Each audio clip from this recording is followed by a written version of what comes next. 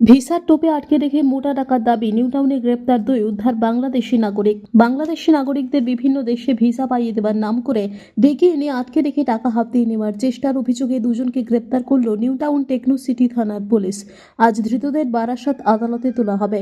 Police সূত্রের খবর, শনিবার রাতে টেকনো সিটি থানায় খবর আসে যে বালিগড়ি এলাকার একটি অ্যাপার্টমেন্টে দুই বাংলাদেশি নাগরিককে আটকে রাখা হয়েছে। খবর পেয়ে পুলিশ ঘটনাস্থলে পৌঁছে দুজনকে উদ্ধার করে অভিযুক্ত দুই ব্যক্তিকে গ্রেপ্তার করে। প্রাথমিক জিজ্ঞাসাবাদে জানা গিয়েছে, বাংলাদেশ থেকে যারা মেডিকেল ভিসায় ভারতে আসতেন তাদেরই টার্গেট করতো এই চক্র। পরে বিভিন্ন দেশে যাওয়ার প্রয়োজন হলে ভিসা করিয়ে দেওয়ার নাম করে ডেকে এনে আটকে রেখে মোটা অঙ্কের টাকা দাবি করা হতো। অভিযোগ, গত শনিবার থেকে দুই বাংলাদেশি নাগরিককে আটকে রাখা হয়েছিল। তাদের তুরস্কে যাওয়ার জন্য ভিসা প্রয়োজন ছিল। সেই সুযোগ নিয়ে তুরস্কের ভিসা পাইয়ে দেওয়ার প্রতিশ্রুতি দিয়ে ডেকে পাঠানো হয়।